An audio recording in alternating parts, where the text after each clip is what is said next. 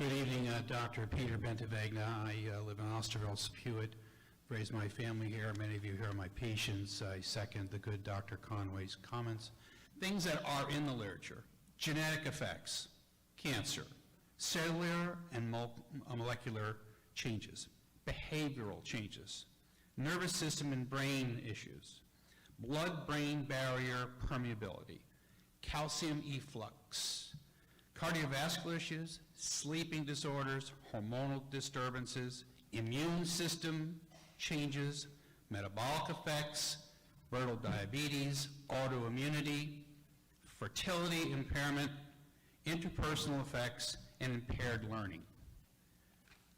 I just wanted to read those into the record as the things that are in the literature that these fields can cause. I wouldn't put them underneath my beach. I don't want to sit on top of these things. We have other ways to get them into the grid. I'd like to read into the record the biological effects of electromagnetic fields. Now, there are studies on both sides. Studies that it does nothing, studies that it does a lot. Problem is, this is a long-term thing. There are no studies about what this is going to do to us 50 years from now. We have never put this type of cable anywhere the size that we're talking about. Thank you, everyone, for allowing this meeting. I don't know how we got here, because we should have had this meeting a long time ago. Our town is not for sale. We cannot be bought. And all we're here tonight is about money, money, money. Water, taxes, et cetera, et cetera. Good evening. My name is Chuck Tuttle, a longtime Central resident. It's important to remember here that this is not an anti-wind power conversation. This is about thank you.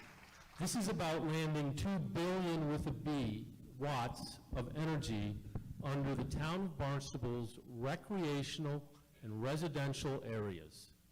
The idea, everyone needs to know that these cables have had serious issues of eroding, so much so that on Block Island they had signs up on the beach that said, "Beware of electrocution."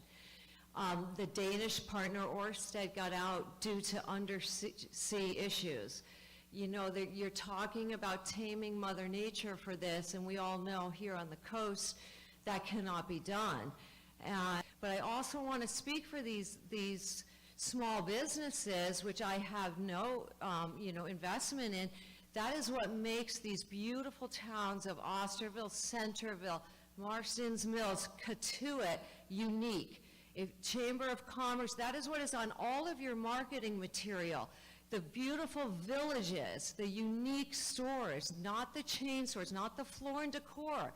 HYANNIS is a very different place. It has its good and its bad, but very different. These businesses, you need to stick up for them. These small businesses, this is what my friends want to come see.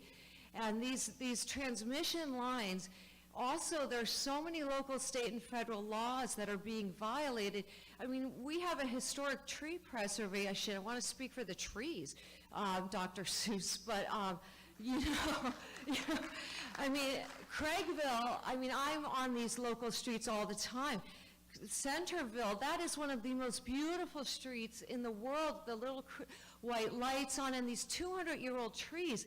There's no way you can go down our narrow roads without cutting the root system, which will eventually kill these beautiful trees.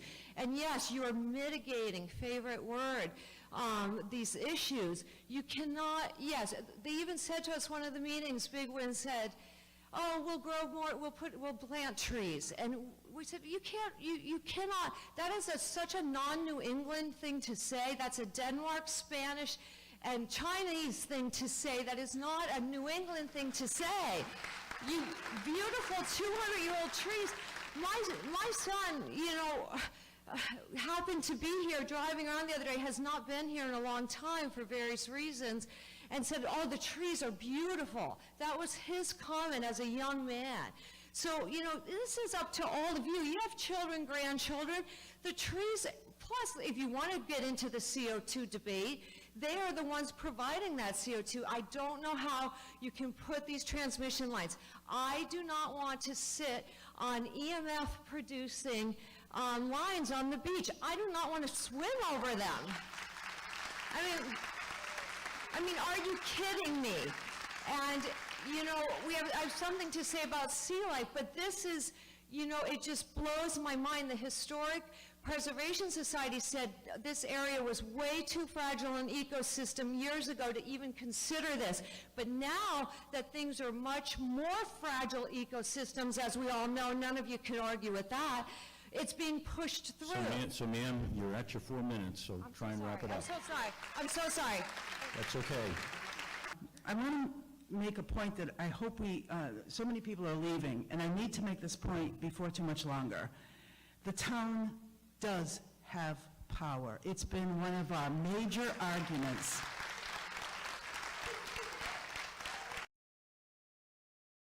Thank you for taking the time to attend this special town council and open meeting of the voters. I'm Mark Ells, Barnstable's town manager. The Park City Wind Project is proposed to land at the west end of Craigville Beach and is in the latter stages of permitting with the State Energy Facility Siting Board. I'll say more about the Energy Facility Siting Board in a moment, relevant to these projects. The town has been informed by Park City Wind that they are terminating their power purchase agreement with the Connecticut utilities with the intent of rebidding on the purchase of power generated for the project. As previously stated, the town has taken the change in the status of the power purchase agreement, along with other substantial changes, under advisement for our legal review and appropriate action. The town council has directed me not to grant any easements to the Park City Wind project before the Energy Facility Siting Board issues its final decision on the project. Once that decision is issued, the town will review it along with whatever the current circumstances are at the time, and the legal department will advise us on appropriate steps. The Commonwealth Wind project is proposed to land at Dowses Beach and is in the mid-stages of permitting with the state. This landing site was chosen by Commonwealth Wind without consultation with or input from the town. Commonwealth Wind has terminated its power purchase agreement with the Massachusetts utilities, resulting in the town ceasing any host community agreement negotiations. Further, the town council has formally revoked any authorization to commence negotiations with Commonwealth Wind for a host community agreement. Commonwealth Wind did notify me that they intend to continue permitting for the project, which they have the right to do.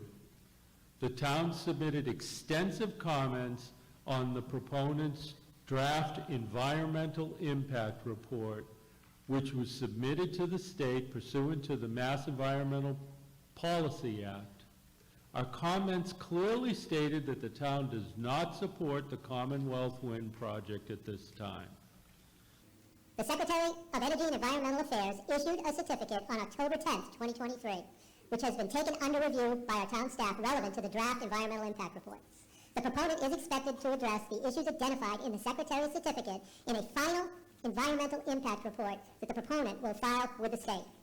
The town and others will then have the opportunity to comment on the final EIR. In general, there are three primary reasons why the town of Barnstable proceeded with negotiating a host community agreement relevant to the Park City Wind project.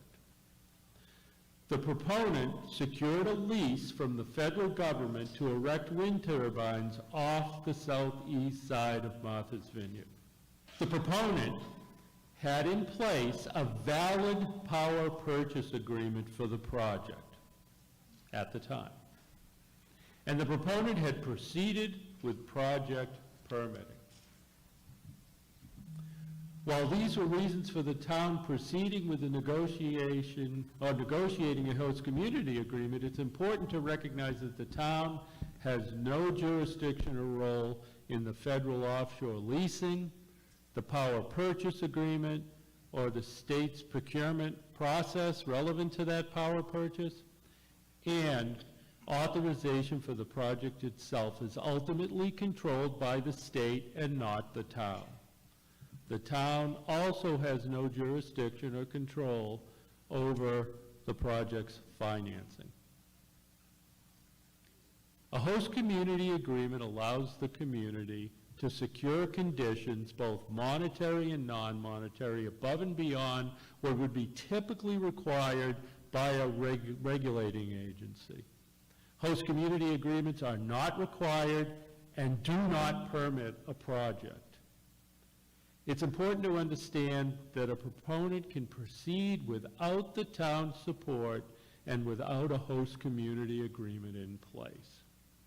However, with each approval from the federal and state agencies, the town is in a lesser position to make requests from the proponent that are above and beyond what the regulators require from the project.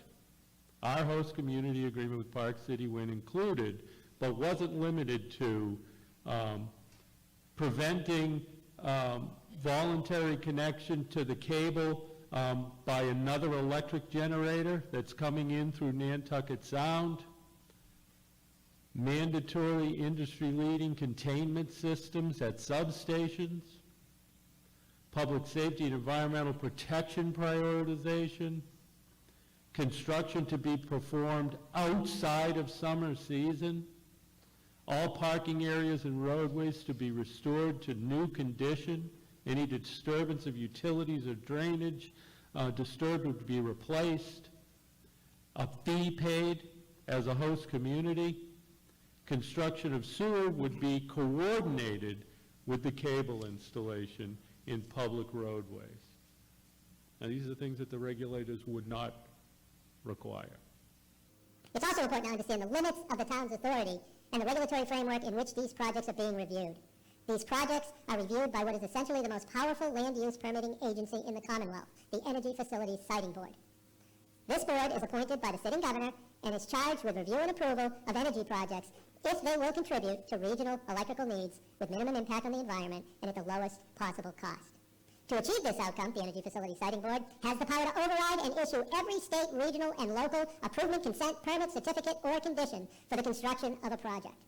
Once the EFSB approves a project, no state or local agency can impose a condition on a project that would delay or prevent its construction. Great deference is given by the court to the EFSB's decisions and discretion. Any challenge as to a project must be supported by expert, credible evidence presented to the Energy Facilities Siting Board in order to have any reasonable chance of success. It is the project's proponent and not the town that chooses a potential cable route and associated technology for the EFSB review. And it is the EFSB and not the town that approves the siting of the project. Since the EFSB has already approved, and this was the Cape Wind project, if you remember that, that concluded around 2012 or so, that's 15, sorry, not successfully. So they approved that project, which would have routed into West Yarmouth, and then the Vineyard Wind project, which has landed at Cobbles Beach. These projects have set a compelling precedent for the Energy Facilities Siting Board approval of new projects, landings, and technology. The town has closely monitored the progress on both proposed offshore wind projects, that being Park City Wind and Commonwealth Wind, as the proponent has progressed through the federal and state agencies. The town has taken appropriate steps to address the changes in the status of their progress, such as the termination of the power purchase agreement or changes of other substantial factors related to the proposed project. And finally, while we will make every effort tonight to address the issues and concerns you may have, the town attorney has asked me that I make clear that there may be questions we cannot answer as they may involve confidential legal matters, and we don't want to waive any of those privileges. And so basically I wanted to qualify that in my statement to you. There's some things we won't be able to answer. Take them all under advisement and hopefully get back to you with an appropriate answer. And that concludes my opening comments. Thank you. Additionally, what we have found since then is that Out-of-House is in no better position than we are in terms of hiring right now. They are equally as troubled. And what we have found is that we're having, on the projects that are Out-of-House projects, Vineyard Wind being one of them, we're having to sit on those projects almost more than our in-house projects. And we're actually having to invest more time into those that are in-house projects because what the consultants are producing is crap. Excuse my French. I took a look at the filings for both Park City Wind and Commonwealth Wind, and Avangrid plans to use the same engineering consultants on both of those proposed projects. My question to the town is this: how do you expect citizens to feel comfortable and support the horizontal drilling under our beaches, the micro-tunneling under the Centerville River, the digging up of our streets in the historic hearts of our villages and residential neighborhoods, and the building of enormous power substations on top of our wellhead protection areas, but companies whose consultants' work is described by our own assistant DPW director as crap? Thank you. Please explain why the electric transmission cables cannot be routed from the wind turbines along or through the Cape Cod Canal directly to existing power station were grid connections in Sandwich. The Sandwich Canal option would avoid all of the beach issues, water supply protection issues, and the digging up of our streets. Was never answered. Please give me a number of homes on the Cape that will be directly powered by an Avangrid wind farm. Since I believe most town residents are not informed of critical problems that could arise, and town officials are allowing Avangrid's cables and infrastructure to go through our beaches and streets where other better access routes are available, Barnstable should be getting some of the power. Or were the ads worded deceptively and made just to get public support to allow these projects to go forward? Thank you. The question I'm presenting tonight, has the town factored in or even considered the hit to the property tax base as a result of lower valuation for homes along the transmission cable routes? And on a side to that too is the disruption to local businesses, small businesses along the transmission routes. To support or not support these projects, in that it seems like the only choice for this town is if they want a host agreement or not.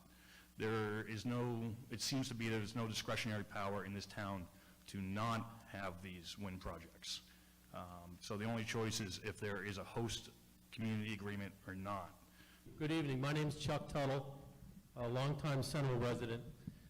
It's important to remember here that this is not an anti-wind power conversation. This is about thank you. This is about landing 2 billion with a B watts of energy under the town of Barnstable's recreational and residential areas. In my opinion, that's not appropriate. There are...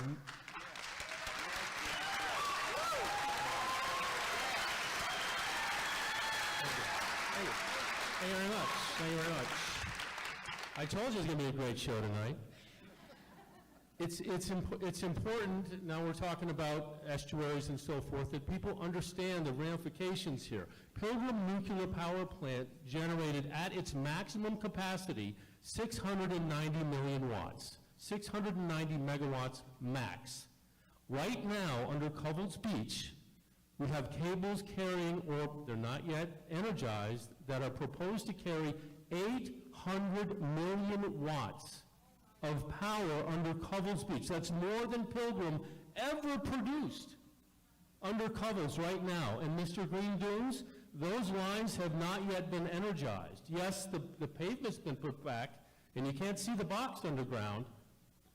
And I hope nothing bad happens when they are energized, but if you go to YouTube and you check these things out, you'll see manhole covers flying in the air. Let's hope that doesn't happen at Covell's. Right now, the town of Barnstable has done its part. We have more energy running under or about to run under Covell's than was ever produced by the local nuclear power plant. So that's important to understand. Additionally, the potential financial benefit for sewering is about 1% of the total $1.4 billion cost, I understand. I might be wrong, but it's not a big nut. It's $200 million, which the net present value of those funds brings it down to about 1.3% of the $1.4 billion Barnstable sewering project. So let's keep that in perspective. And lastly, your utility bills will not decrease. As a matter of fact, Avangrid just paid a $69 million fine to cancel their contracts. Their power purchase agreements don't exist anymore.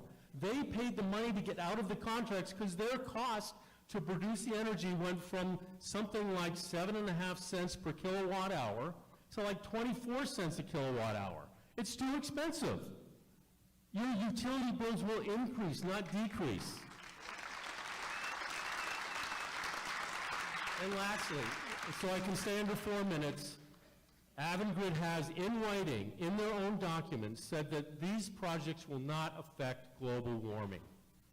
They are a tiny drop in a big, big ocean, not to say that they're not going to bring benefit, but it's a giant price that we're being asked to pay for a tiny, tiny benefit. Thank you. Thank you, Mr. Tuttle. Gentleman to my... My question really to the town councilors, not to the town manager, who I thought we were talking with tonight, is that there are scientific studies proving that these 1,200 kilowatt cables produce temperatures up to 170 degrees Fahrenheit. These cables here are proposed to be placed over our most precious natural resource, namely our drinking water aquifer. The water temperatures will be increased, and the bacterial counts, the fungi will be concurrently increased as well. There is proof that the surrounding ground substrate and its chemical makeup will be changed, and possible additional contamination will be produced. As well, extremely high electronic magnetic fields will be produced. These cables will be sitting only a few feet beneath the beach surface, not 50 feet below that someone mentioned if they went down and watched them bring those cables in. These cables belong in an industrial zone, not which is the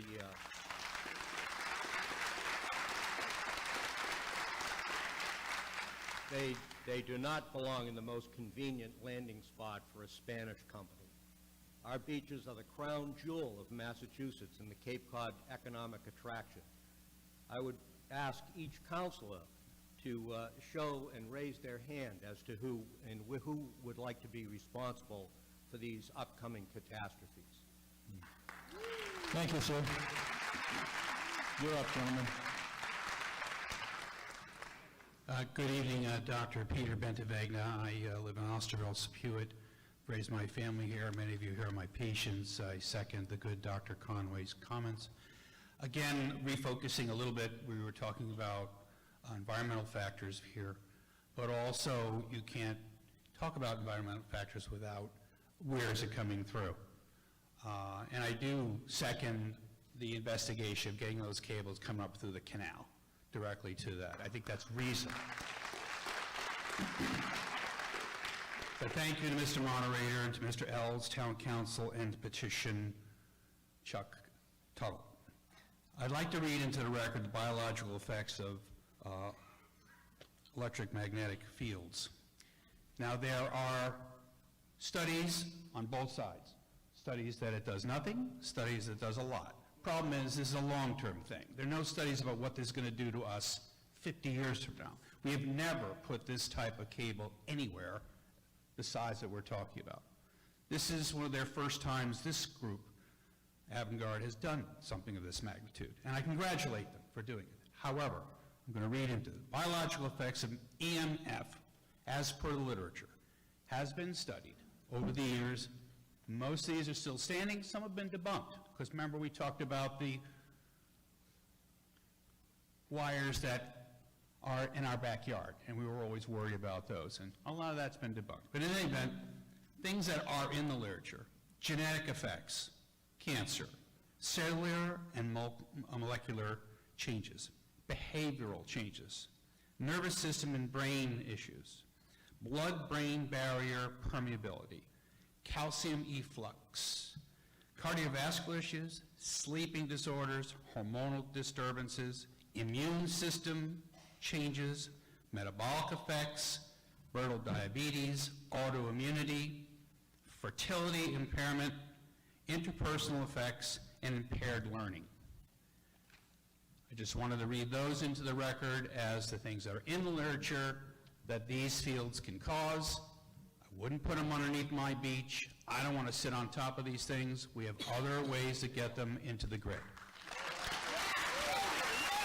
I want to make a point that I hope so many people are leaving, and I need to make this point before too much longer. The town does have power. It's been one of our major arguments. And our group actually asked for a study to be done by people who know how to do research. I'll just put it that way. about Article 97. It's a constitutional amendment. It's not a law, it's not a regulation. And the governor would have to violate the Constitution of Massachusetts to overturn any decision made by the town council by a two-thirds majority. Well, let me put it this way. It would take a two-thirds majority of our town council to put a home rule petition forward. Representative Diggs would probably carry it to the secretary. She would approve it. It would go to the legislature for rubber stamping. And what that does is give the town permission.